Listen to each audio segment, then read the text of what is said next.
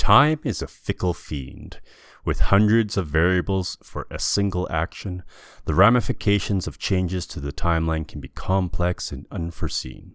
So go, Chrononaut, hop, skip, and trip your way through time to prevent the apocalypse from happening in the future. This is Time Force. Finny and DG lead the way.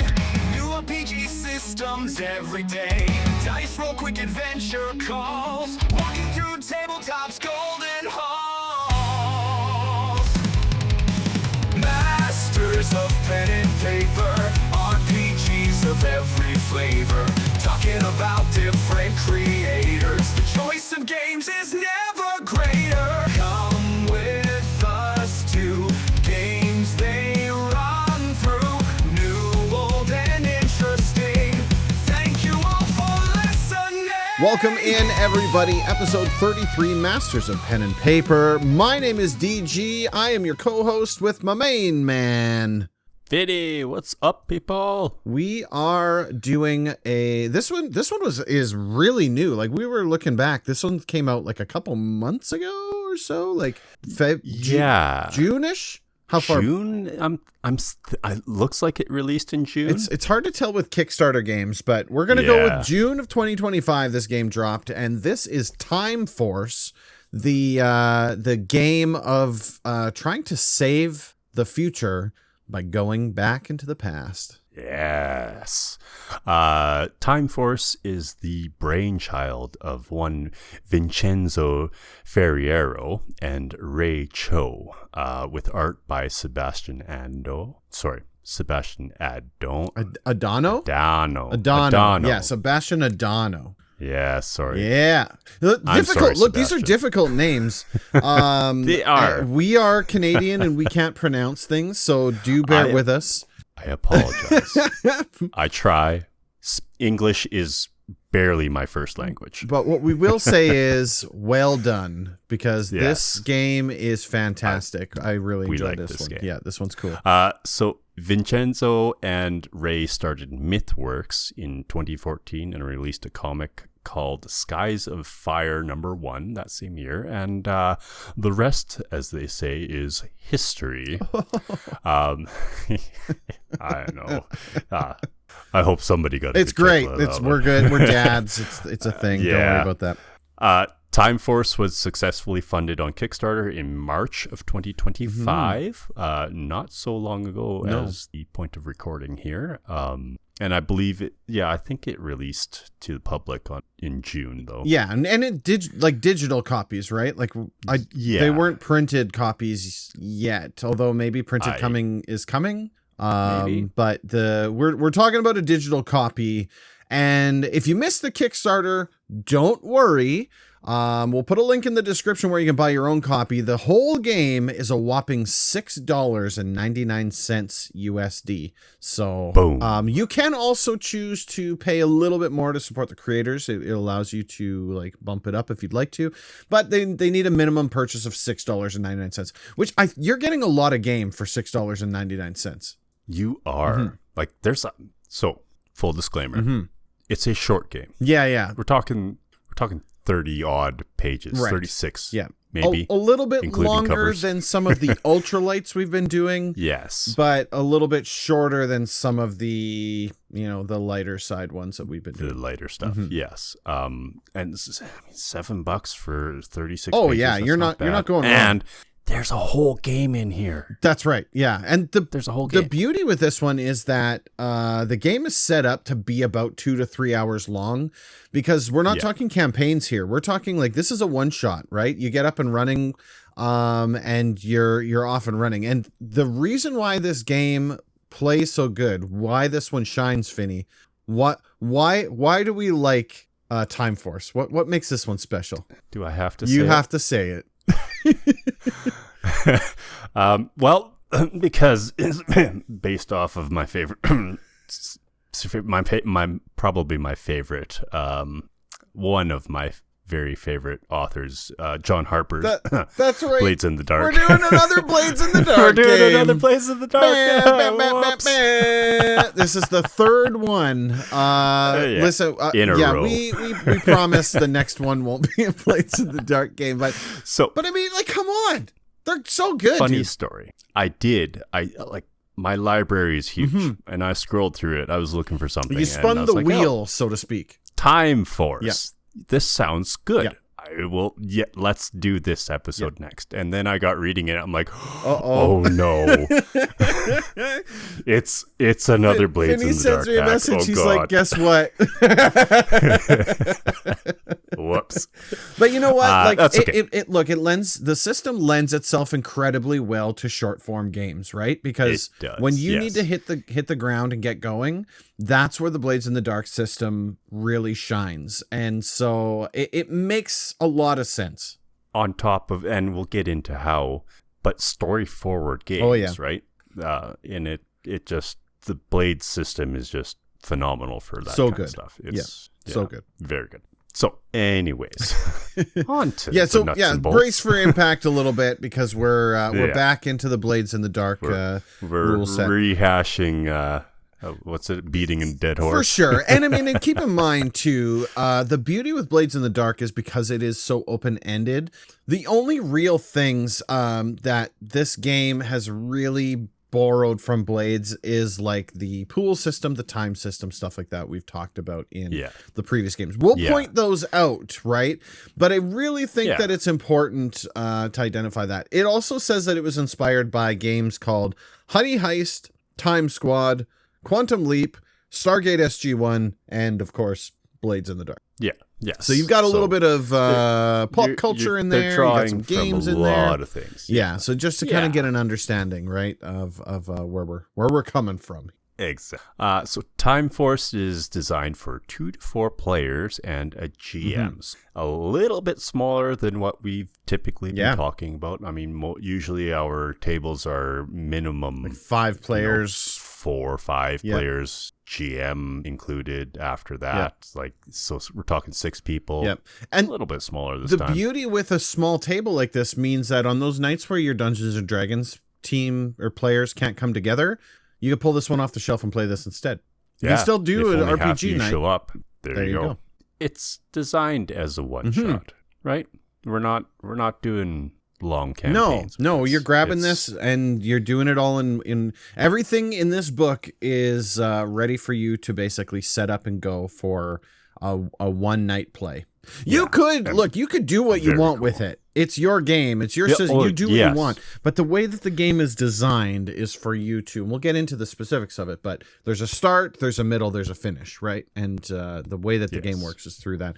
We're a lot lighter on the story this time. The story's still there, but we're a lot lighter on the story than we were with Slug Blaster or with Blades in the Dark, because the game needs to get moving. So you'll be a little bit more on rails this time than you would in other times.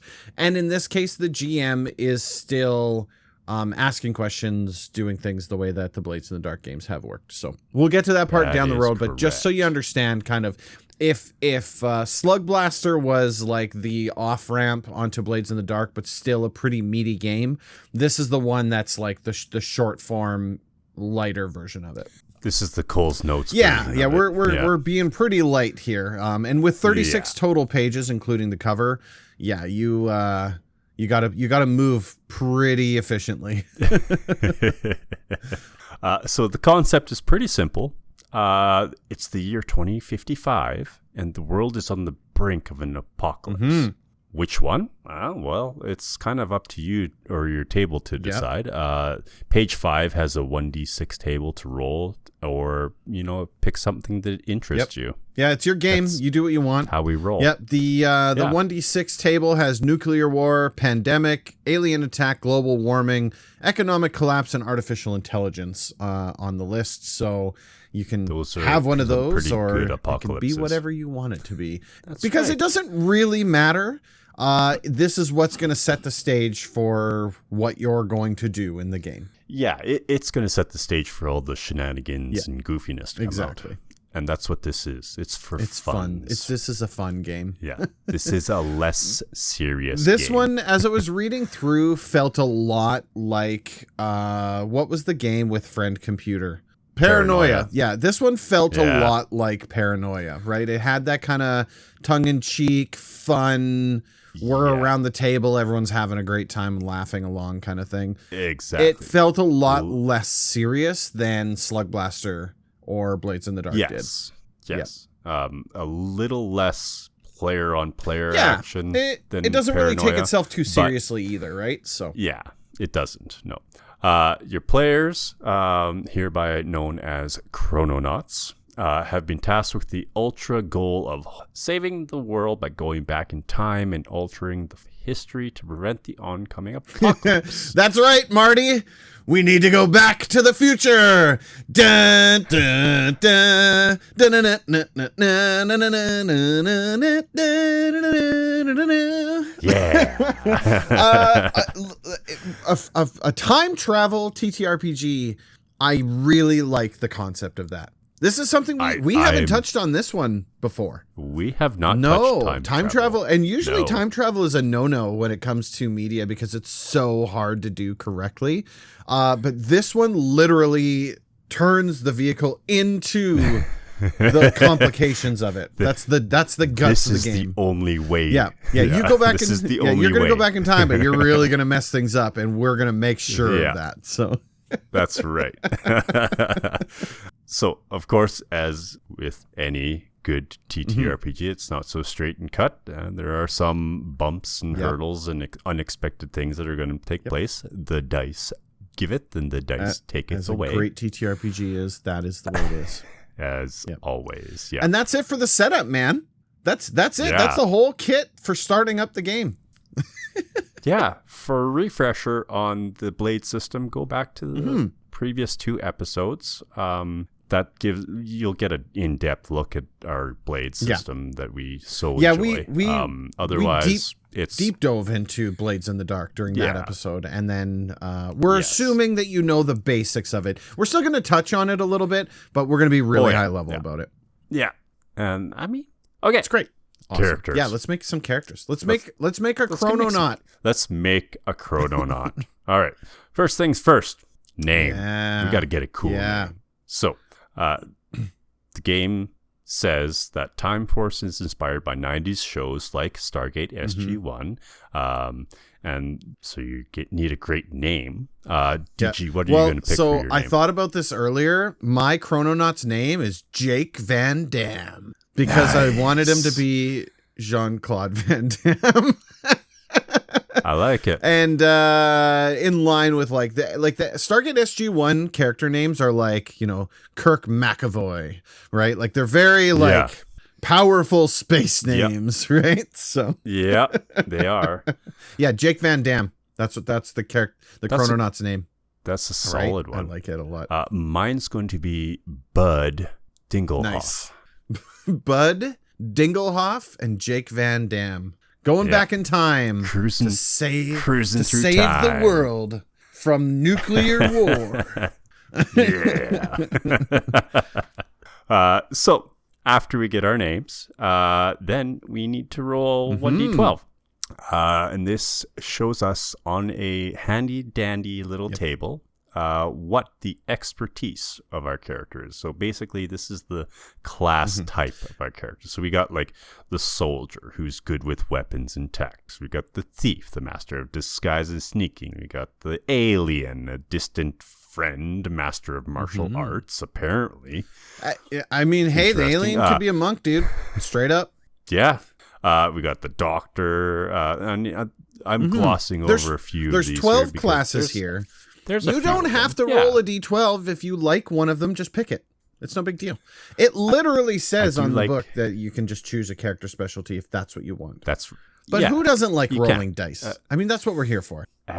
As with any table, you can just choose, but it's way more fun to let the gods of the dice tell you what you're going to be. So maybe Bud is going to be the conspirator, and he has other plans in mind. Yeah. Jake Van Damme is the soldier, dude. 100%. Of course. He goes in guns blazing. He boots down a door, shoots first, and asks questions later. Ask questions, maybe. That's right. Sometimes. He asks questions like, why can't we shoot more guns? That's right.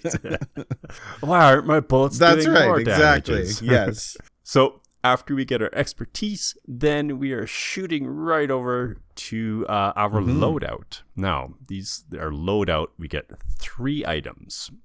These are items that are specific to you, your class. They can be traits or companions, anything that you want. There's really no set equipment list for you to pull from or trait list to pull from. You would think that there'd be an item list, but we're just kind of making it up.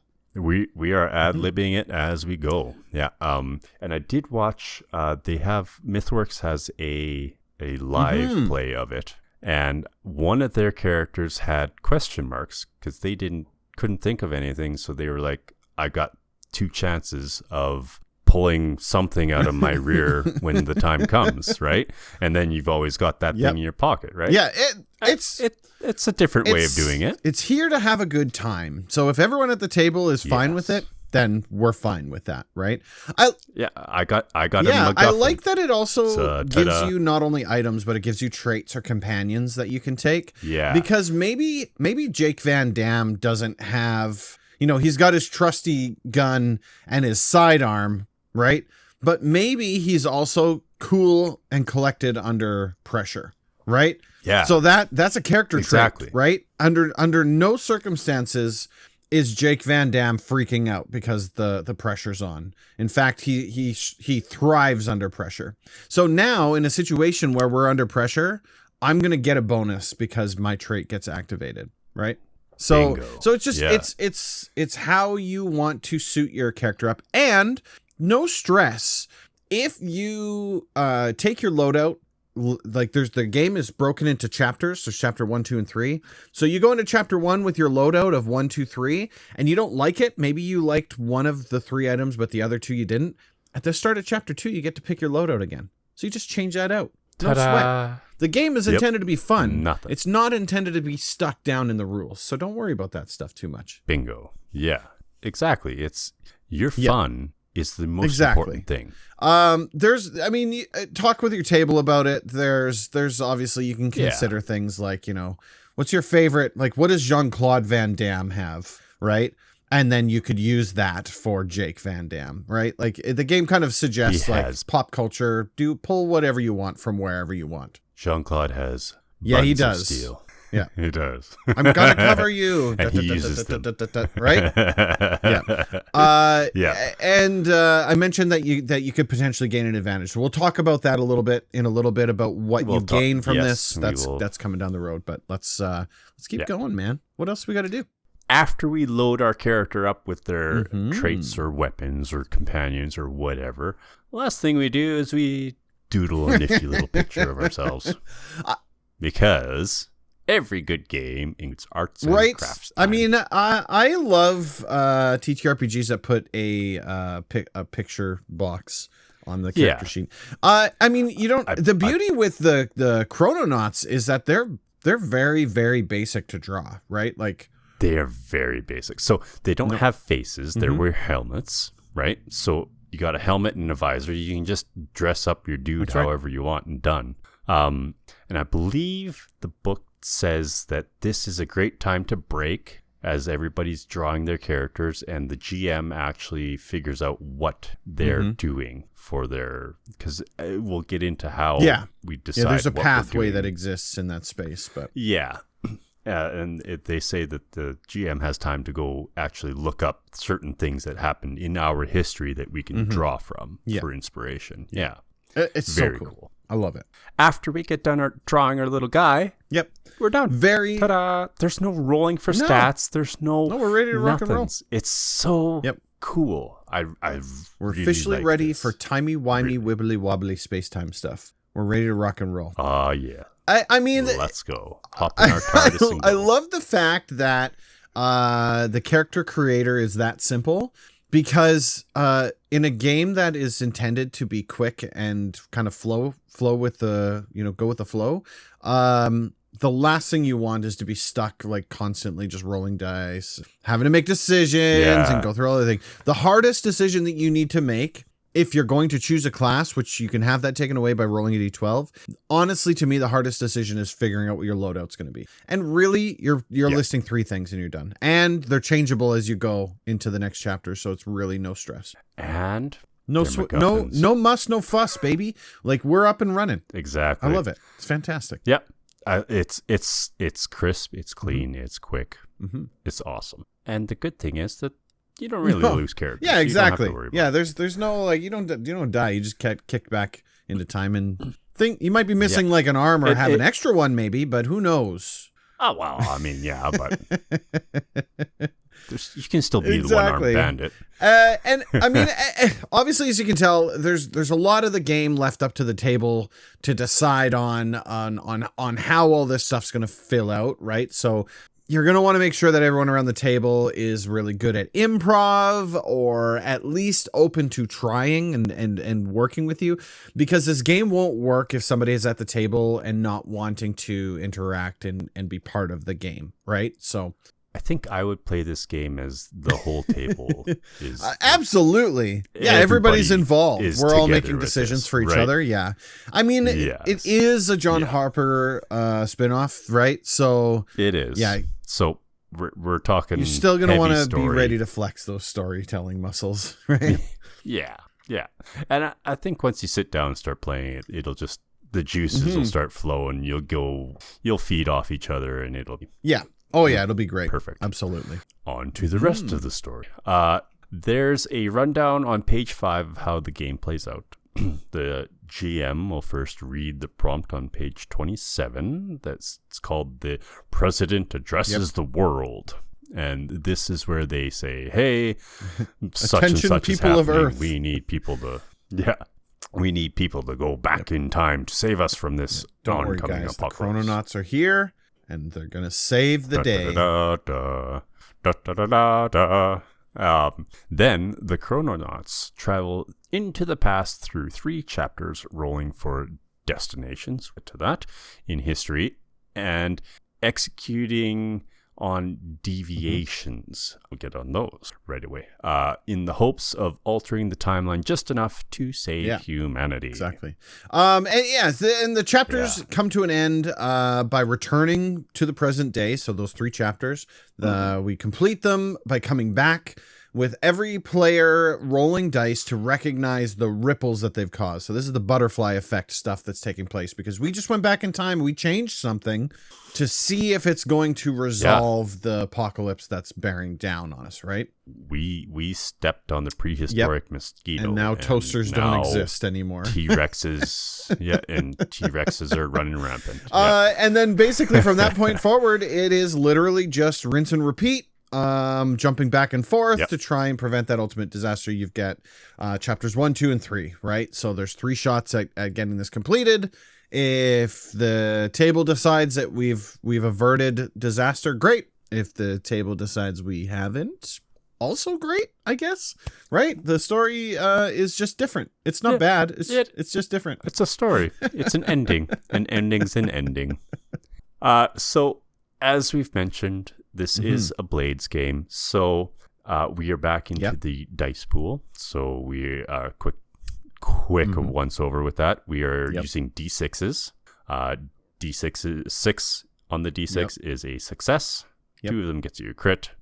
4 and 5 are a kind of success.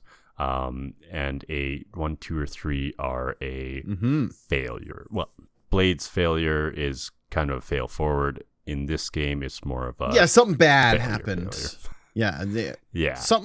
goes sideways. Something didn't do what it needed to do, and now you're done. And we lose sync on that, and we will get to sync in a hot minute, because that is the piece of this game that is fresh, right? Yes. Again, for a more in-depth look at this, please go back to our previous episodes where we dive deep into because the we blade really system explain it. because Yeah, it it's is very so simple, good. but there's a lot going on with it, so it is important as well. Yeah. To start with, the dice pool is more of a puddle. It's pretty shallow pool. Maybe a drop. That's right. Maybe. That's right. Start with one. This isn't a handful of dice kind of game. Sometimes you might have a handful of dice. No, but not very likely. I dare say the Yahtzee could You probably cover the game. Yeah, I think fund you'd be good everybody. to go with that one. So we start with one, but don't worry. That's right. We can add to it as our expertise. If it is relevant, we get to add a die to it. If our loadout has something to do in there with it that would help, we also get to add another die. And if we are getting assisted by another player at the table, then we would also get another die. So we could have up to 4 actually, die. You could have more because technically you've got 3 loadout items, and if you can use all 3 of your loadout items, you actually can use all those dice. Right, so you get the 1 standard. Yeah. So let's say that there's a hail of gunfire. Jake Van Damme runs in there with his assault rifle and his trusty sidearm and his trait of being cool under pressure. So we get all 3 of those things because we're dealing with that now, right? Yeah. So I get the 1, and plus I get the 3, and I get my expertise. That's another 1, so I'm up to 5. Here and comes I'll Bud. Covering fire down. Bud's helping out. Yeah. So that gives me 6. And that gives so me I'm 6 assisting. 6 dice. So There's that your 6. is like the max. But I mean, the chances of you rolling 1 6 on 6 dice is very good. It is not guaranteed. Yeah, very. No, I know that. Now, sometimes you might have to make a roll where you're not going to be able to use your expertise or loadout or catch an assist, and you get a 1 in 6 chance of success here. Yep. And otherwise, something bad is going to happen. Well, I mean, the partial success. It's not terrible, but it's terrible. Equally not great. Like it's like a kind of I would struggle to say it's a success at all because the game doesn't really describe it as that, right? No, instead of stepping forward through it, you step sideways. You go sideways. Yeah, there's like a minor setback, is what it said. Yeah. Very cool, and it encourages you to embrace the slapstick, which again tells you the kind of game we're talking about here, right? Yes. Like, this is not a serious game. If you fail that roll, it's not like everyone at the table is upset about it, right? It's now something really funny is about to happen. Yeah. Right. So the game gives some help with the action roll outcomes on page 7. Basically, successes are great news. 4s, 5s are fumble in here. Where something that was what we were just talking sideways. about. Sideways. 1, 2, and 3 are a trip now, and the players knock the timeline out of sync and should be putting themselves into a perilous position. They think hard about how their characters have desynced with the timeline. That's right. So maybe you had gone back in time to the dawn of the computer, and the first program ever built did something, and now you're changing what that something is, but you've screwed it up. Well, maybe now computers just don't exist anymore, and you come back to time, and it's basically prehistoric times, right? Yeah. It's like back in the Stone Ages. We're making wheels, right? And so that's kind of what they want you to think about, right? Like, what did your action cause to give you the result, kind of thing? And I will say, this is one of my favorite parts about this game is that the players narrate. That's what right. happens on the fumble, not the GM. Yeah, the GM is talking about the game. They're talking about the world. Yes. You're the one talking about the actions, the reactions. You go, oh no, I rolled a 2. That means this happens while I try to do this. And the GM says, yes, that is exactly what happens, as long as it fits the story that they're trying to tell. Exactly. And they can go, okay, yeah, but this also happens if it's not quite in line with what the goal is here. Exactly. It's really, really cool. I honestly, I love it. Really like about this. Yeah. The other thing is the sync. The sync. We got to talk about, because the concept of time traveling that we've been talking about, that's fresh to Time Force. But sync is like the slug blasting in Slug Blaster. Like sync is equal to that in this game. Yeah. It's complicated. It's a little timey-wimey, right? Yeah. So this is a tracking system which tracks the synchronicity of the timeline each character has during their travels. I would call it this game's HP. Yeah. It's kind of what it is, right? Like, it's not, but it's as close, I think, to this game, because you're not getting hurt and your character passes out or something. But typically your sync is dealt with when something bad happens. It is, yeah. So when a Chrononaut fails an action roll, you fill in one of the 4 circles on your character sheet, and now you become desynced and have changed somehow. That's right. So the game asks, how have you changed? That's right. When this happens. Because something happened, and now you're not the same anymore. That's right. You're out of sync. Now, whether that is like you've lost an arm, you've lost an eye, or there's a duplicate of you running around. Another now. one of you. Yeah, exactly. Or Jake Van Damme's awesome assault rifle has been turned into a banana, right? Yeah, exactly. Stuff like that. It's totally up to you about how it happens as well. You can also choose to desync to automatically succeed on a roll. Yeah. So if it's a super important thing that you're trying to do, if you're like, I have to succeed at this, maybe take the desync. You automatically succeed, especially if you only got the one die go to roll for it, and you're like, oh boy, this is not good. Exactly. If all 4 circles are filled, the player automatically returns to the present, and the more a player desyncs, the more their character changes. So it's really important to try and not desync. Yeah, because it's going to cause you some problems, right? Yeah. The changes don't revert, but the sync points do. So in between chapters, you get to reset the sync. You do not get to reset the character changes. Exactly. So think about that when you think about character changes. Now, the change could get changed. If Jake's assault rifle's been turned into a banana, it could theoretically change from a banana into a bazooka or something like that, right? Like, there are things that can take place, but be mindful. Desyncing is bad, and you would want to avoid it. I think Jake should just run with his banana all the time. I like the concept of Jake running into battle with like just hucking bananas. You know what I'm saying? He's a combat banana. He's a current day Donkey Kong. So we have a little bit of information on page 8 about how to GM.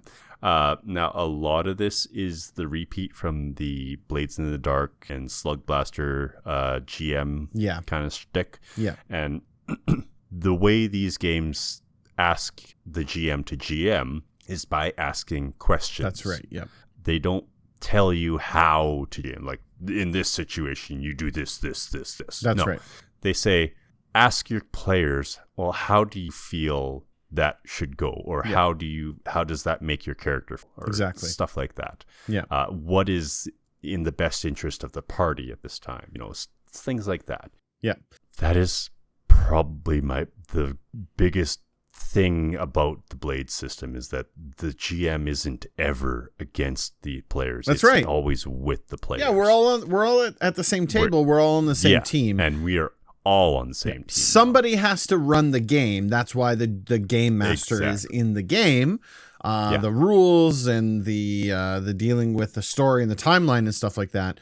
But it's not GM versus player here, right? No. They are friends, not food. And it's kind of further emphasized on page 9, under a section called a note on questions. And it basically states like the greatest tool you have in your arsenal is the ability to ask questions. And this is straight out of Blades in the Dark, right? Like it's a hyper condensed 100%. version of it, but this is how Blades suggested to GM. It's just kind of got the Chrononauts flavor, the Time Force flavor on it. Exactly. Very cool. I love this concept. This is really why I love the Blades games, the John Harper isms, because it's a very, I hate to say unique way to GM, but it's effective because it's getting the story. It's pulling the story out of the players rather than telling the story to the players. That's right. That's exactly it. And all of John Harper's games are like that. Yeah. And he's a genius. And it encourages that immersive storytelling. It does, and bringing the story out. And that's cool. I like that. Yeah. And it would help. It helps, get everybody comfortable with it, right? Yeah. All you're doing is answering a couple questions, and then all of a sudden you're telling a story about a tangent happened during your toaster escapade. Like, okay, let's go. Exactly. Getting back to the topic, we have mission clocks. Yep. They're back in the game. So we have progress clocks as well as time clocks and all sorts of clocks. Yeah. They're the little pie things. Yeah. Go back to the previous episodes where we talk about them in detail. We're just tracking progress. That's all it is. It's a progress tracker. So when something happens, you fill in the pie chart. Depends on how many pies you want in there. Away we go. Very simple. That's right. Yeah. On page 11, it is time to choose our plan of attack. We're going to roll 2d6 to determine what deviation we're going to apply in order to save our world. Mm-hmm. So you could roll and get that we're going back in time, roll, build a, roll technology. Mm-hmm. Yeah. So we are going back in time to build a technology to save our world. Time. Yeah. I mean, it's a really cool concept. I liked this. So you roll the apocalypse, then you roll the deviation. What is it that we're trying to do to resolve the apocalypse? And with it being on a 2d6 table is very cool. The first table has options. So, you roll a 1 and the options are destroy or sabotage. So it's kind of like whatever fits best. Oh, okay. Yeah. And then, whatever fits the other one is notable figure. So you might not destroy a notable figure, but you might sabotage a notable figure. You know what I mean? So this is kind of the system to pull the story out of thin air, which is really cool. Shakespeare no longer writes Romeo and Juliet. That's right, exactly. Sabotaged it. Yeah, exactly. So very cool. I liked this. Yeah. And it again gets the juices going. That's right. Right. Yeah. And that's all we're trying to do. Yeah. Changing things in the past causes ripples. Yep. This is the butterfly effect. Great movie. If you haven't seen it, go watch it. Watch it, or don't, or don't. It is what it is. Whatever. Which means each player is going to roll 1d12 in the present and detail a ripple that their character experiences in the new world as a result of their tinkering in timeline in the past. Yeah. These are documented on page 12 and vary from personal changes with friends and family or loved ones to paradoxes and what in the new timeline might feel surreal to them. Yeah. If you're struggling with this, never fear. There is always some hints at the bottom of page 12 that suggest you can use the next few pages to draw out that inspiration, including details from each potential destination that the players can roll for, throwing in some notable landmarks, figures, and events from about that time. Yeah. This is also where the GM do a quick googly goo and find out some things that happened around that time, right? Exactly. Yeah. Yeah. I mean, you also have the ability, like, it is what it is. You can use history books, exactly. Episodes of Doctor Who. You can pull up literally the movie The Butterfly Effect and whatever it is that you want to do. If it has something to do with time travel, because the concept here is it doesn't really matter what it is that you changed. What matters is that you identify what did change, because that is what's going to hang on to the next chapter and the next chapter and from that point forward. So, yeah. On page 13, for those of you following along at home, we are going to roll 2d6, or just pick, because of like 2 sometimes, to determine our destination in the past. This is a lot of stuff here from the Aztec period to Silicon Valley and everything in That's between. right. Yeah, another D66 table here. Yeah. So I thought this was really cool. Like, you can pick it, obviously, but I thought it was really cool that you so just to, keeping track here, we identify what's destroying our world in 2055. We identify where we're going to go now. That's what this table's for. So how far back are we going to fix this problem? And we identify our deviation. What is it that we're going to do when we get there, right? Bingo bango. Incredibly cool. This is and this takes up the lion's share of the book, right? These destinations is now what fills the remainder of the pages practically going forward. And so the way this is sounding, this is not a lot of time. No. Here. We're talking like 5 minutes to being up and ready to go. We're back up and running. We have a story. We've got a concept. We've got a goal in mind. You've got characters created. We're ready to play. Yep. We took 5 minutes for our character creation. We took another 5 minutes for this stuff. Yep. And we're playing the game. Exactly. Nice and simple. Yeah. Something else that I liked about the destinations is that each one of these, like I said, it takes up the lion's share of the book, right? Each one of these destinations lists prominent figures, technology, factions, locations, events, and secrets, and they're all listed out based on the location that you do go to, right? So this is going to be your inspiration for what ripples might have changed in the present because of what we changed in the past, right? We can say, Montezuma being a prominent figure in the Aztec, we did something there. What ripples has that now caused to us? And it lists a listing of time as well. 1325 to 1521 AD is the Aztec period. One of these is aqueducts is formed at this point. Well, that might cause problems. Calendar systems, that might cause problems, right? Et cetera, et cetera. We're now on our calendar's all screwed up, so now we're on a 8-month calendar. That's right. Yeah, we've turns out December's not a thing anymore. No more Christmas. Starting on page 28, this is where our chapter 1 starts. We mark down our destination we rolled, the deviation we're planning on doing, and let the chapter play out the time travel sequence. Yep. Ta-da! Using mission clocks to mark out our journey and eventually return back to the present, just like we've outlined. Ta-da!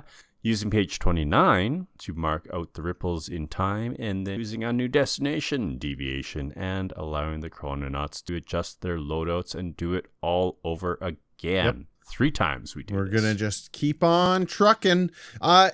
It's beautiful. I love that it's so simple, right? And the chapters include some spots, right? There's some questions on there. It wants you to think about some stuff. It's like, hey, we didn't get it done the first time, so we're going back. We're going to try and change something. We're going to do something different this time. We're going to do a different deviation. Yep. Boom. And away we go.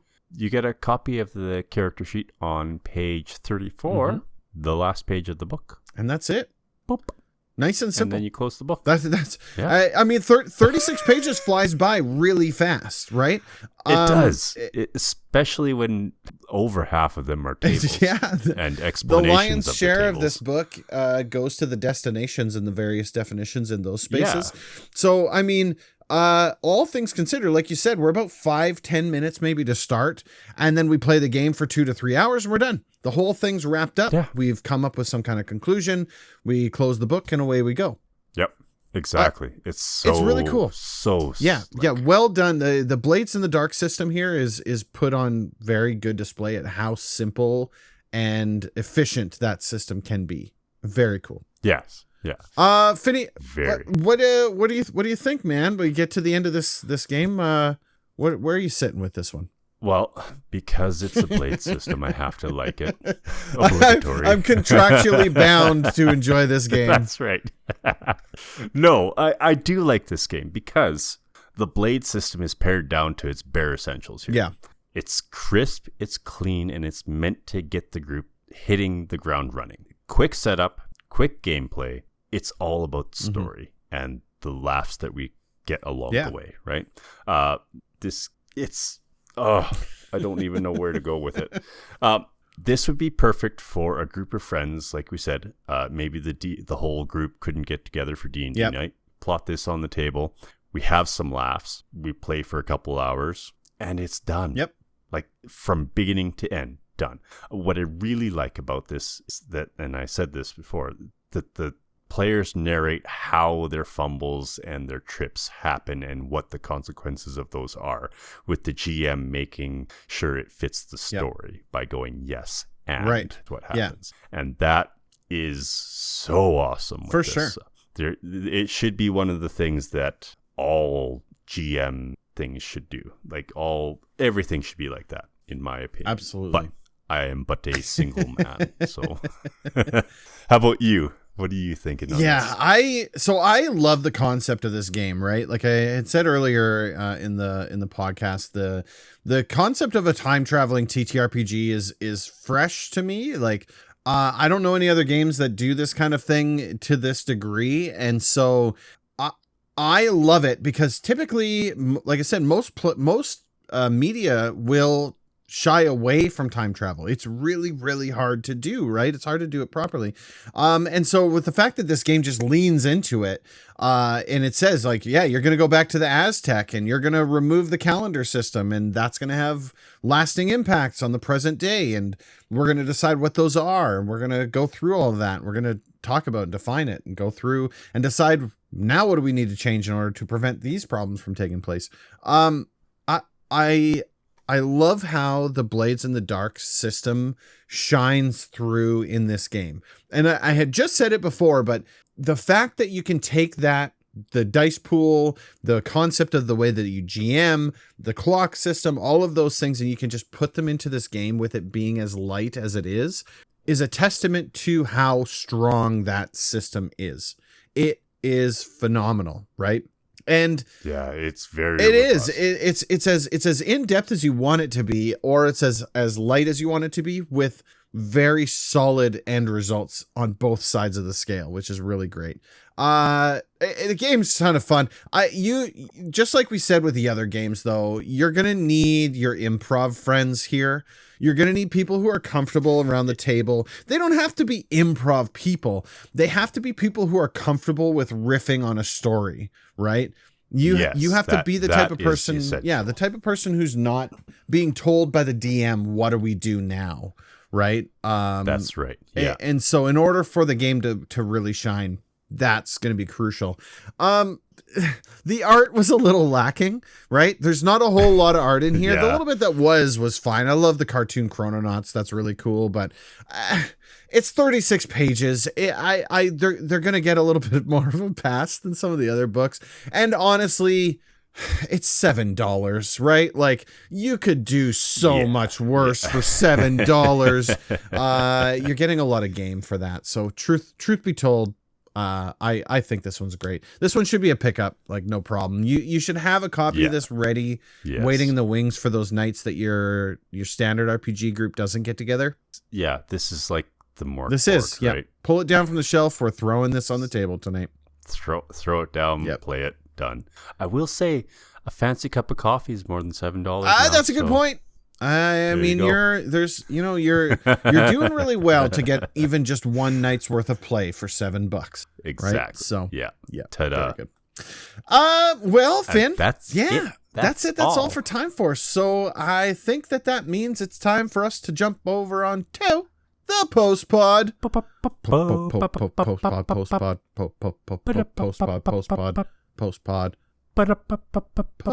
pod. Yeah. All right. Finny, I threw the post pod in the old show notes here today. So here's what I want to know. What is your hot take on character death? Should it be rare, regular, or somewhere in between that? Kill my characters as often as you can, please. I have more. Keep them coming, baby. And more. 100%. character mortality has to be important. Yeah, I would agree. It has to be there has to be a chance of your character dying, otherwise it's boring. I agree. It's like playing Doom with God mode. It's not fun anymore. You're just running through. It's fun for a little while, but that wears up. For the first wears little off while, pretty yes. quick. Yeah, I completely agree with you, man. I don't think that it should be often. I'm a believer in context is king here, right? Because in a long form campaign with a character that you've played for 4 years, the last thing you want is a cheesy death, right? So I believe death should be meaningful. Death has to be meaningful. Yes, it has to be. It's a cheap death is a cheated 100% game. It has to be impactful, A, to the story, and B, whether the player wants it, right? There's always ways of getting around it, the games we play. There's always some way to get out of death if you really want to. If you feel like your character still has to play, then talk to your most games GM, have a path try out. And work 100%. that out. Yeah, exactly. And if not, throw a couple things forward to your GM, be like, hey, I think my character has a little bit more to play. Let's try going this route. Maybe like a devil's bargain, or they do a side quest to revivify me, or true resurrection, whatever. Yeah, something absolutely. like that. But if it's my character, Finny's characters, they're not coming back. They're totally gone. Don't ever bring back my characters. Yeah, I'm a firm believer in. I love the blaze of glory concept, right? And I'm implementing this in my upcoming D&D. Is I'll give you the last stand kind of thing. If something happens, your character goes down, you can choose as a player to take a last stand, and if you choose to do so, you will get one full turn with all crits. But then you're permadead after. You get one turn, full-fledged, like all guns blazing, and all hits, all crits, and then you drop after that.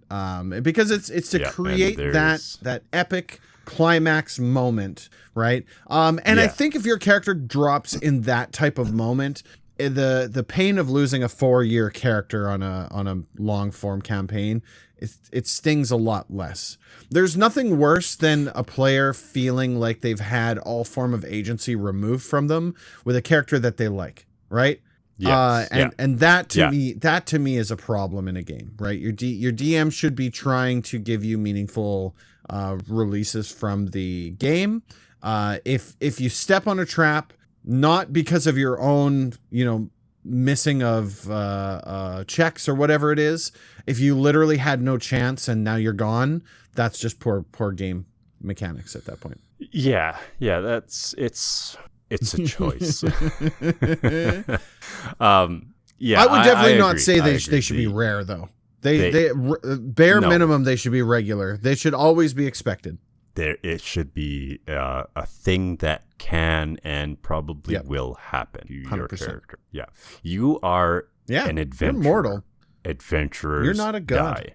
You are chances not are a god. You're not even a demigod. You're going down. That's right. That's it. That's all. I want to thank every one of you for choosing to listen to this episode, however it is that you came upon it. We put this podcast out on most of those podcast services, which are Spotify, Apple Podcasts, and on YouTube. And the YouTube address is youtube.com/@DadGamingOnline. That's the same channel that you can find our Sunday night Dungeons and Dragons game that we stream every Sunday at 9 p.m. Mountain Time. We also have that on Twitch at twitch.tv/DGOnline. There's also an email that you can reach out to us at. It is mastersofpenandpaper@gmail.com. All words, no simbly dimblies. Drop us a line. Let us know what's up. We just want to talk to people. Tell us what your character name from the 90s would be. Yes, 90s character names. Yeah. There we go. Give us partners for our Jake Van Damme. Yes, Jake and Bud. We also have a Discord server that is Yeah. poppin' place. There will be a link to to that as below in the description. We got a little corner of the internet reserved for us nerds, and we like right. to nerd Yeah, out there. come tell us all about your tabletop and we stuff. spend more time on there than we probably 100%, should. but time well wasted, I would say. Yeah, no that's problem. right. Yeah. So that's it. Episode 33 officially in the bag. Episode 34 is the next one coming at you in 2 weeks' time. Make sure to tune in for that. And until then, we'll see you next time. Take care, everyone.